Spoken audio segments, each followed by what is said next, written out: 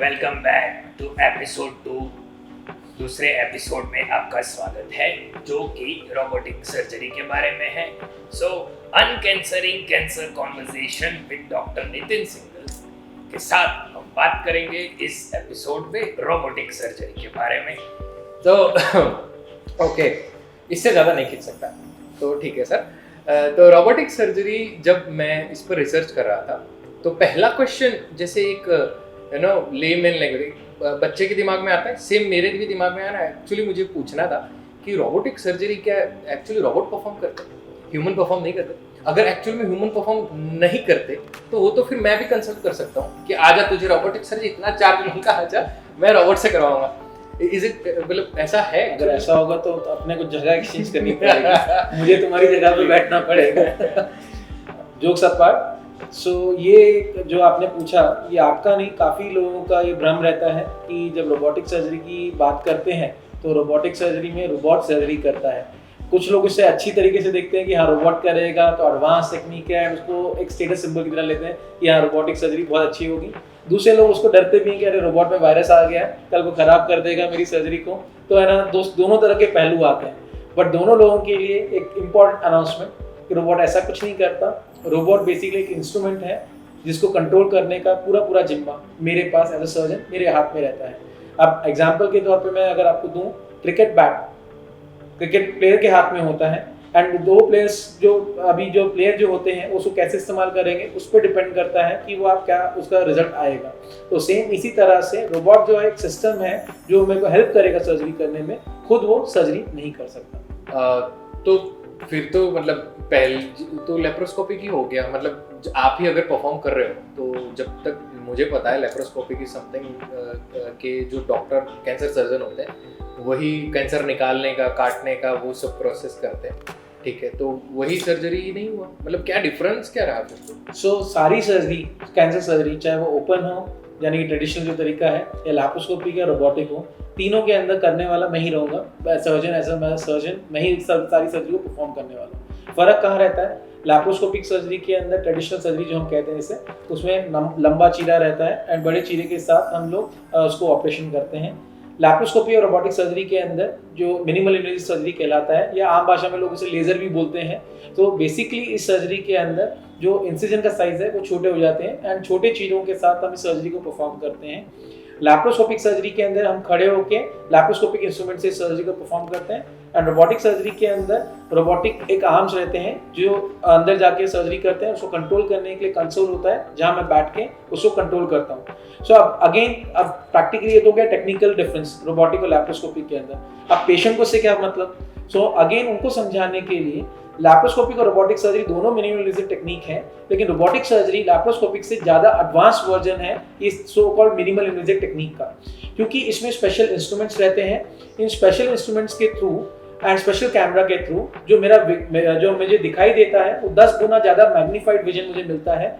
And ये जो instruments जो होते हैं वो एकदम डेप्थ में जाके, कैविटी में जाके एकदम प्रिसाइज कटिंग, मतलब 1 मिलीमीटर से भी अगर प्रिसाइज कटिंग मुझे करनी है तो पेंसिल की नोक से भी कम वाला जो हिसाब समझ सकते हैं उतनी प्रिसाइज कटिंग हम लोग कर सकते हैं यूजिंग द रोबोटिक इंस्ट्रूमेंट, जहाँ पे ट्रेडिशनल लैप्रोस्कोपिक इंस्ट्रूमेंट्स नहीं पहुंच पाते या उतना प्रिसाइज कटिंग नहीं कर पाते। एंड इसी कारण जो पेशेंट का पेन क्वेश्चन यानी कि ऑपरेशन के बाद दर्द होना या पेशेंट को जो रिकवरी होना, लैप्रोस्कोपिक सर्जरी कराने के बावजूद भी रोबोटिक सर्जरी की तुलना में जो रिकवरी पीरियड है वो ज़्यादा रहता है। Robotic surgery gives much faster and काफ़ी जल्दी पेशेंट रिकवर हो जाते हैं। ओके, तो आपके मुताबिक जो रोबोटिक सर्जरी है वो काफ़ी ज़्यादा एक्यूरेट है लेप्रोस्कोपिक सर्जरी से, तो अभी इसका सक्सेस रेट भी तो फिर बहुत ज़्यादा होगा। ये सक्सेस रेट जब हम बात करते हैं, अगेन ये सक्सेस रेट को हमें डिफाइन करना जरूरी है। हम सक्सेस रेट कैसे डिफाइन करते हैं, क्योंकि ये एक बहुत ही आम क्वेश्चन है। सबको लगता है रोबोटिक कर रहा है तो गलती नहीं होगी या उसमें कैंसर पूरा मिट जाएगा। ये एक बहुत बड़ा मिथ है। अभी मैं सबको ये समझाना चाहूँगा कि मैं कैंसर सर्जरी चाहे मैं ओपन सर्जरी से करूँ या लैप्रोस्कोपिक से करूँ या रोबोटिक से करूँ, अल्टीमेटली कैंसर का जो आउटकम जो डिपेंड करता है वो आपका कैंसर सर्जन डिपेंडेंट रहता है कि आपका सर्जन कितना अच्छा है एंड कितने अच्छे से उसको परफॉर्म कर रहा है। क्योंकि एज अ सर्जन मेरी ड्यूटी है कि मैं ट्यूमर को पूरा अच्छे से क्लियर करूं, उसके आसपास की जो ग्रंथि है जिसे हम लिम्फ नोड बोलते हैं उसको पूरा अच्छे से निकालूं, पूरा मार्जिन यानी कि ट्यूमर से बियॉन्ड जो एक हिस्सा नॉर्मल हिस्सा में जो निकालना होता है ताकि कैंसर के जो छोटे छोटे कीटाणु भी जो रह जाए वो भी पूरी तरह से निकल जाए। तो वो सारा कुछ मेरे कंट्रोल के अंदर है, चाहे मैं ओपन सर्जरी करूँ या बाकी कोई भी टेक्निक से वो करूँ। हाँ, when we talk about success rate तीन चीजों बाकी दो तीन चीजों से हम डिफाइन करते हैं in terms of pain and in terms of recovery and blood loss। yes, इन चीजों के अंदर रोबोटिक सर्जरी डेफिनेटली बाकी दोनों टेक्निक के ऊपर ओवर स्कोर करता है। एंड पेशेंट्स टिपिकली मेरे जो पेशेंट्स रोबोटिक सर्जरी के बाद, क्योंकि मेरी जर्नी जब शुरू हुई थी I started as a open surgeon, फिर बाद में मैं लैप्रोस्कोपिक सर्जरी कर रहा हूँ लास्ट ऑलमोस्ट 10 सालों से, एंड पिछले 2-3 सालों से मैं रोबोटिक सर्जरी कर रहा हूँ। एंड तीनों का अगर मैं कंपेयर करूँ तो मेरे पेशेंट का रिकवरी टाइम जो मैं देखता हूँ एंड इवन जो पेशेंट सर्जरी के बाद पेन क्वेश्चन की जो बात करते हैं तो उन चीज़ों में definitely robotic surgery hands up, मैं कहूँगा कि ना हैंड्स डाउन बाकी दोनों का टेक्निक को बीट कर देता है एंड उसमें वो फायदा मिलता है। तो मतलब इसके रिकवरी टाइम भी है वो बहुत कम हो जाता है, बहुत सिग्निफिकेंटली कम हो जाता है। ओके, तो सक्सेस रेट भी बहुत अच्छा है, रिकवरी टाइम भी इसका बहुत कम हो जाता है। उसके बारे में कुछ डिटेल में बता सकते हैं, लाइक रिकवरी टाइम कम होता है या सक्सेस रेट है तो कितना है एग्जैक्टली? सो टिपिकली एग्जांपल के लिए अगर मैं एक ओपन सर्जरी करता हूँ पेट का कोई कैंसर की हम बात करें, सो लेट्स से 6-7 दिन अगर उस पेशेंट को लगते हैं नॉर्मली टिपिकली डिस्चार्ज होने के लिए, एंड उसमें पेशेंट 2 या 3 दिन के लिए इतना बड़ा चीरा होता है तो हिलने में भी उसको तकलीफ होती है, खुद से खड़े होते होते 4-5 दिन लग जाते हैं, खाना पीना स्टार्ट करने में टाइम लग जाता है, एंड वो खाना पीना आते आते 5 या 6 दिन हो जाते हैं, एंड फिर उसके बाद कल को अगर वुंड इन्फेक्शन हुआ तो उस तरह की रिकवरी या फिर कोई और कॉम्प्लिकेशन हुई बिकॉज इतने दिन खा नहीं पा रहे हैं या इतने दिन से ढंग से वो बेड पे लेटे रहते हैं हॉस्पिटल के अंदर, तो उससे कारण भी कॉम्प्लिकेशन बढ़ सकते हैं। वहीं दूसरी ओर जब लैप्रोस्कोपिक सर्जरी करते हैं तो टिपिकली ये सारा जो चीज़ें हैं वो compare to open surgery significantly reduce हो जाता है। And when I talk about robotic surgery वो इससे भी कम हो जाता है। सो एग्जांपल के लिए रोबोटिक सर्जरी के मेरे पेशेंट वही सेम सर्जरी से हम 7 दिन की बात कर रहे थे, अगर मैंने सुबह सर्जरी परफॉर्म करी तो शाम तक मेरे पेशेंट बैठे होते हैं एंड कुछ केसेस में खड़े भी हो जाते हैं शाम तक, एंड नेक्स्ट डे डेफिनेटली वो वॉक करते हैं, एंड सेम डे मतलब नेक्स्ट डे ही हम जब फर्स्ट डे सर्जरी के बाद उनको उनका लिक्विड वगैरह स्टार्ट कर देते हैं एंड 2 या 3 दिन में वो खाने लायक हो जाते हैं, एंड टिपिकली 4 या 5 दिन के अंदर पेशेंट डिस्चार्ज हो जाते हैं। एंड क्योंकि वुंड्स इतने छोटे होते हैं तो हमें उनका ड्रेसिंग का या फिर बाद में वुंड केयर का कोई हमें ध्यान देने की जरूरत ही नहीं होती। तो इसीलिए जो रिकवरी टाइम बहुत अच्छा होने के कारण जो नॉर्मली पूरा जो सर्जरी करा के वापस नॉर्मल लाइफ जिसे हम कहते हैं ऑफिस में जाना 1-1.25 महीना लग जाता था पेशेंट को, typically after robotic surgery within the span of 10 to 12 days patients are good to go to back to their normal life. तो ये फिर तो बहुत मैजिकल रिवॉल्यूशन है। और ये बेसिकली ये रिवॉल्यूशन आया कब से? क्योंकि ये जिस तरीके से आपने बात की है मुझे सीरियसली कैंसर अभी एक इजी चीज़ लग रही है जिस नॉर्मल बीमारी। सो अगेन व्हेन हम ये रेवोल्यूशन की बात करते हैं 2 चीज़ समझने की जरूरत है। 2-3 चीज़ें हुई हैं कैंसर ट्रीटमेंट के अंदर।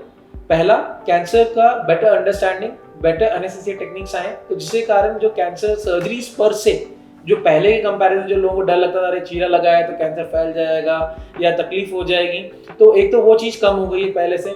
मैं आज से 11-12 साल पहले टाटा के अंदर जब मैं पढ़ाई कर रहा था उसके कंपैरिजन में भी आज देखूं तो टेक्निक्स डेली रिफाइन हो रही हैं, तो उस लिहाज से भी काफ़ी वो एक फ़र्क आया है।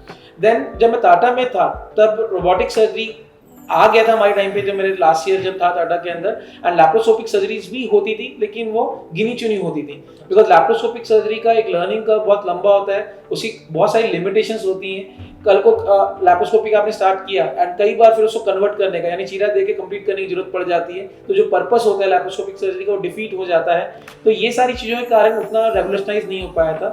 रोबोटिक सर्जरी एक्चुअल में स्टार्ट जो अगर आप देखें ऑलमोस्ट 2 या 3 डिकेड पहले हो गया था, लेकिन जो स्टार्टिंग के जो उसके जो सिस्टम्स आए थे वो काफ़ी आई वुड से कि इनिशियल स्टेज में थे तो उनको काफ़ी रिफाइनमेंट की जरूरत पड़ी, एंड आज जो प्रेजेंट स्टेज के जो सिस्टम्स हैं वो काफ़ी I would say refined systems हैं जिसमें सेफ्टी एस्पेक्ट जो बहुत इंपॉर्टेंट होता है कोई भी एक नई टेक्नोलॉजी को अडाप्ट करने के लिए, क्योंकि कल को एक सर्जरी जब आप परफॉर्म कर रहे हैं ह्यूमन के ऊपर it has to be safe. अगर वो सेफ नहीं है तो ऑब्वियसली उसके आउटकम्स का काफ़ी इम्पैक्ट पड़ सकता है। एट द सेम टाइम उसके अंदर जो न्यू इनोवेशंस आते हैं वो टेक्निक सर्जरी को बहुत ईजी बना देती है। सो स्टार्ट हुआ था लगभग 2-3 डिकेड पहले, लेकिन लास्ट 7-8 सालों के अंदर robotic surgery has come up in a big way and लोग भी इसके बारे में भी आजकल काफ़ी बातें कर रहे हैं। तो yes, da Vinci robotic surgery क्या है? इसमें ये मैंने जब सुना तो आई वाज आल्सो शॉक कि अच्छा इसमें भी टाइप्स हैं। सो कोलगेट क्या है? टूथपेस्ट। सो बेसिकली टूथपेस्ट है कोलगेट, हाँ। तो एक नाम है क्योंकि कोलगेट सबसे पहले आया है, तो इसी तरह से दा विंची जो है बेसिकली एक कंपनी है जिसने इसको लॉन्च किया था, सबसे पहले इंट्यूटिव कंपनी जिसने इसका नाम दा विंची दिया था। आज की तारीख में और भी कंपनियां जिनके रोबोटिक सिस्टम इंडिया में अवेलेबल हैं, ये पेटेंटेड था काफ़ी टाइम तक, लास्ट 2 साल पहले तक तो खाली दा विंची के ही रोबोट्स होते थे, एंड आज हमारे पास और भी लगभग 5-6 कंपनी के रोबोट्स हैं, लेकिन स्टिल दा विंची जो एक नाम है रोबोट के साथ सिनोनिमस हो गया है क्योंकि ये सबसे पहले आया एंड ऑब्वियसली कंपेयर टू बाकी सिस्टम्स इसके ऊपर ज़्यादा टाइम से सर्जरी हुई है तो काफ़ी इनोवेशंस हुए हैं, तो आज की तारीख में मैं ये कहूँगा कि ज़्यादा सेफर या ज़्यादा अच्छा सिस्टम है कंपेयर टू बाकी सिस्टम्स के।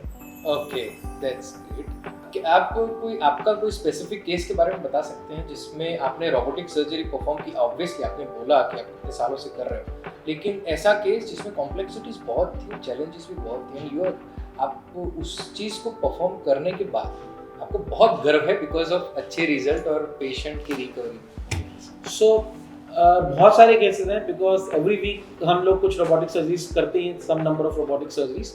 अभी हाल में मैं कुछ एक केस किया था, वो मैं आपके साथ शेयर करना जरूर चाहूँगा। ये जो एक पेशेंट था, ये केनिया से आए थे, 67-68 एज थी इनकी, एंड काफ़ी कॉम्प्लेक्स केस था क्योंकि पैंक्रियास जो स्वाद ग्रंथि है जो इंसुलिन बनाती है, जो डायबिटीज़ वाले लोगों को समझ आएगा, तो वहाँ का ट्यूमर था एंड वहाँ की सर्जरी करना एक बहुत बड़ा चैलेंज माना जाता है। भले ही वो ओपन टेक्निक से ही, लैप्रोस्कोपी में तो वैसे भी बहुत चैलेंजिंग हो जाता है, ओपन सर्जरी में बहुत चैलेंजिंग रहता है। अब इस पेशेंट के अंदर कॉम्प्लेक्सिटी एक तो ट्यूमर की लोकेशन से एंड जो जिस साइड पर ट्यूमर था वो कॉम्प्लेक्सिटी थी। इसके अलावा एज जो 68 प्लस में ये पेशेंट का पहले बाईपास सर्जरी हो चुका था, हार्ट बाईपास सर्जरी, डायबिटिक थे, ब्लड प्रेशर की तकलीफ थी अनकंट्रोल्ड, आर्थराइटिस की प्रॉब्लम थी तो उसके कारण बहुत टाइम से बहुत सारी पेन किलर्स खा रहे थे, अस्थमा की तकलीफ थी, तो इतनी सारी कॉम्प्लेक्सिटीज होने के कारण सर्जिकल रिस्क बहुत ज़्यादा हो जाता है। सो अगर नॉर्मल सर्जरी अगर हम करते तो रिकवरी टाइम के अंदर वो बहुत ज़्यादा हो सकता था। सो इनको हमने रोबोटिक सर्जरी से ट्रीट किया and I am happy to tell you कि है ना, इस सर्जरी के बाद जिस दिन सर्जरी हुई, एक तो सर्जरी के अंदर ब्लड लॉस कुछ भी नहीं हुआ, ज़्यादा हार्डली कोई ब्लड लॉस हुआ, तो कोई ब्लड भी नहीं देना पड़ा उनको। सर्जरी के बाद जिस दोपहर को सर्जरी कंप्लीट हुई, शाम को बैठे हुए थे एंड अगली सुबह वो चल रहे थे अपने आप बिना किसी हेल्प से, एंड हम लोग उनका खाना पीना चालू कर पाए एंड 5वें दिन वो डिस्चार्ज भी हो गए हॉस्पिटल से एंड 13वें या 14वें दिन वो इंडिया से अपने देश वापस भी चले गए। एंड आज जब 1 महीने बाद उनसे पूछता हूँ तो कहते हैं कि हाँ मैं आज एकदम कंफर्टेबल हूँ, बैक टू नॉर्मल अपना बिजनेस कर रहा हूँ सारा। अब नहीं तो टिपिकली जो पेशेंट बाहर के देशों से हमारे पास आते हैं, so after normal open surgery के बाद ही रिकवरी होते होते 1-1.5 महीना निकल जाता है उनको, एंड फिर जो टाइम जो जाता है उसके अंदर कई चैलेंजेस होते हैं क्योंकि पेशेंट को कई बार कॉस्ट के कंस्ट्रेंट्स आते हैं रोबोटिक सर्जरी के लिए। तो मैं पेशेंट को समझाता हूँ कि ना देखो आपका जो कॉस्ट का जो कंस्ट्रेंट है, जैसे इस केस का एक टिपिकल एग्जांपल है, अगर मैं ओपन सर्जरी करता तो इनको 1-1.5 महीना रुकना पड़ता, तो होटल में रुकने का खर्चा, प्लस में आप काम भी वापस चालू नहीं कर पाते आपका, प्लस में आपका जो इंडिया में स्टे आप घर से अलग हो, इतने टाइम दूर हो। अभी रोबोटिक सर्जरी करा के आप इतनी जल्दी वापस चले गए तो आपका वो खर्चा बच गया, तो आप जल्दी काम चालू कर पाए।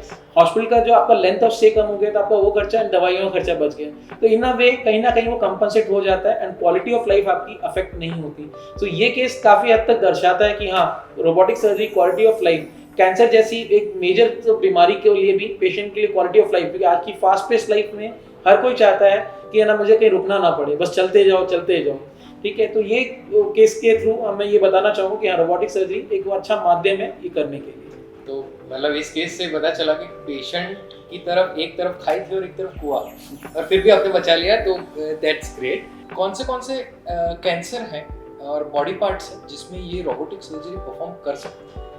सो रोबोटिक सर्जरी बेसिकली जो टेक्निक है ये उन एरियाज में काम आती है जहाँ कैविटी यानी कि हमें गहराई में कहीं पे काम करना है। सो पेट का जो एरिया है, जैसे क्लासिकल एग्जांपल हो गया पेट के कोई भी ट्यूमर्स हो गए, चाहे वहाँ मैं ना GI सिस्टम यानी कि आंतड़ों के कैंसर्स की बात करें, जिसमें कोलॉन कैंसर आ गए, या लंबी आंत का नीचे वाला हिस्सा जिसे हम रेक्टम बोलते हैं, वहाँ पे कई बार उसके अंदर जो सर्जरीज होती हैं इसमें परमानेंट बैग बचाने के लिए, उसमें भी इस सर्जरी का काफ़ी फ़ायदा होता है अपना रोबोटिक सर्जरी के थ्रू।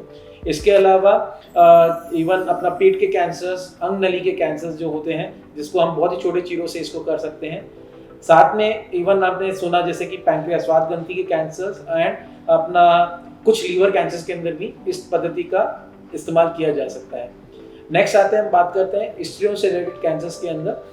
सो उसमें सबसे कॉमन है गर्भाशय कैंसर। एंड गर्भाशय कैंसर जो है टिपिकली लेट एज में फीमेल्स को होता है, एंड काफ़ी सारी इनमें से महिलाओं को डायबिटीज़ होता है एंड ओवरवेट होते हैं। मुझे याद है मैंने एक केस किया था लैप्रोस्कोपी का, जिसका महिला का वेट था 145 किलो, एंड उसकी सर्जरी करने में हमारी क्या हालत हुई थी। अब मैं सोचता हूँ कि काश उस समय मैं रोबोटिक सर्जरी कर रहा होता तो ये सर्जरी कितनी इजीली हम कर पाते। आप ओके, आपने लेप्रोस्कोपिक सर्जरी लैप्रोस्कोपी किया था। Oh my God. सो ये सर्जरी करना मतलब उससे बहुत इजीली हम ये कर पाते हैं। इसके अलावा अगर हम बात करें अपना जो जेनेटो यूरिनरी सिस्टम यानी मूत्राशय के जो कैंसर्स की, तो उसमें आपका प्रोस्टेट कैंसर जो काफ़ी ओल्ड एज में होता है लोगों को, 60-70 साल की उम्र में, तो कोई भी सर्जरी करना बहुत मुश्किल हो जाता है। तो एंड दूसरा लोगों को कंसर्न रहता है कि टांके लीक हो गए तो पेशाब का कंट्रोल तो नहीं चला जाएगा, तो वो चीज़ें बहुत आसानी से हम रोबोट से कर सकते हैं।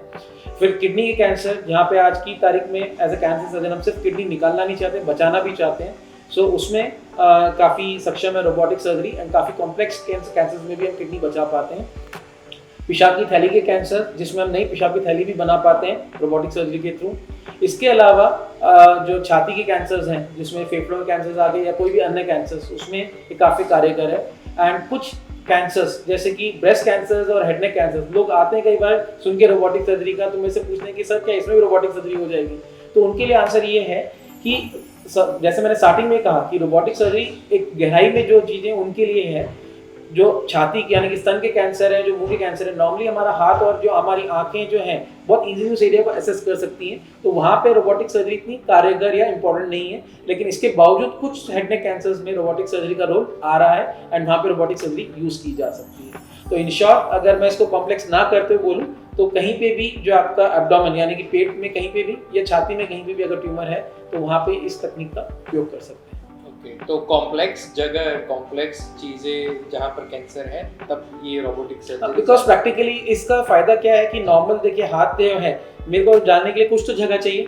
अब यही चीज रोबोटिक के अंदर, आम के अंदर खासियत क्या है कि अगर 1 सेंटीमीटर उससे भी कम वाली जगह है, वहाँ पे वो आर्म जाके मुझे 10 गुना मैग्नीफाइड व्यू देता है, एंड वहाँ पे प्रिसाइज आर्म जाके मेरे को एकदम प्रिसाइज कटिंग हेल्प करता है, जो मैं कभी सोच भी नहीं सकता था कि जब मैंने सर्जरी ट्रेनिंग के अंदर मैं ऐसा कभी कुछ कर सकता हूँ। बहुत बढ़िया, बहुत बढ़िया। ठीक है, तो ऑफ कोर्स ये फ्यूचर तो है ही, ठीक है, रोबोटिक सर्जरी। तो ऐसे कैसे कॉमन कंसर्न्स, कॉमन प्रश्न जो पेशेंट आपसे पूछते हैं बिफोर रोबोटिक सर्जरी चूज करें उससे पहले? सो जैसा हमने स्टार्टिंग में कहा कि हमारे पास जब पेशेंट्स आते हैं, 2 तरह के पेशेंट आते हैं, एक जो बहुत ओवर एक्साइटेड होते हैं रोबोटिक के लिए, एंड एक जो बहुत ज़्यादा डरे होते हैं रोबोटिक के लिए। तो दोनों ही कॉन्ट्रास्टिंग तरह के पेशेंट्स आते हैं। नेक्स्ट थैंक्स टू गूगल देता। सो उसमें जो कुछ सर्जरी जिसमें वो मांगते हैं, जिसमें रोबोटिक सर्जरी कर नहीं सकते, जो हमने डिस्कस किया, एंड जिसमें कर सकते हैं उसमें कॉमन कंसर्न्स रहती हैं, वही सेफ्टी। तो मैंने जैसा बताया, it is a very safe technique, depend करता है आपके सर्जन के ऊपर। आपका सर्जन सेफ होना चाहिए, रोबोट पर से ऐसा कुछ नहीं कि वो कुछ करने वाला, बिगाड़ने वाला है, कुछ करने वाला है। आपका सर्जन अगर सेफ है एंड सेफली वो रोबोटिक सर्जरी कर सकता है, it's a very safe technique, and काफ़ी अच्छे रिजल्ट इससे मिल सकते हैं। सेकेंड जो कंसर्न आता है कॉस्ट वाले, जो हमने डिस्कस किया कि कॉस्ट, वो पिछले केस के एग्जांपल के रूप में, कॉस्ट हो सकता है कि है ना इनिशियल कॉस्ट शायद ज़्यादा लगे, लेकिन हम सारे फैक्टर्स को अगर हम वेन करेंगे तो जो ओवरऑल जो कॉस्ट जो होगी प्रैक्टिकली शायद जो नॉर्मल सर्जरी कॉस्ट है उसके बराबर ही आ जाएगी, या कहीं ना कहीं क्वालिटी ऑफ लाइफ को हम जोड़ दें उसके साथ में, जिसका कोई मूल्य भी नहीं होता। क्योंकि पेन, हर कोई कहेगा यार पेन ना आए मुझे, मैं ना एकदम कंफर्टेबली, चाहे अगर मेरा इलाज ना हो मैं चैन से जीऊँ, तो वो चीज़ आप समझ सकते हैं कितना इमोशनल चीज़ आ गई। और वो चीज़ में अगर ये कंट्रीब्यूट कर रहा है जिसका कोई मोल नहीं लगाया जा सकता, तो ऑब्वियसली ये टेक्निक काफ़ी ज़्यादा इम्पोर्टेंट है। तो बिल्कुल बहुत ही सुंदर सर ने देखिए बहुत ही इजी कर दिया है कैंसर ऑफ कोर्स भयानक है, पर उतना भयानक नहीं है अगर हम नितिन सिंघल जी के साथ चलते हैं, ठीक है। तो thank you so much sir robotic surgery के बारे में बताने के लिए। एंड अभी ये एपिसोड यही खत्म होता है, लेकिन नेक्स्ट एपिसोड में इसी तरह हम दूसरे एक्साइटिंग टॉपिक के बारे में बात करेंगे। So stay tuned. Thank you so much.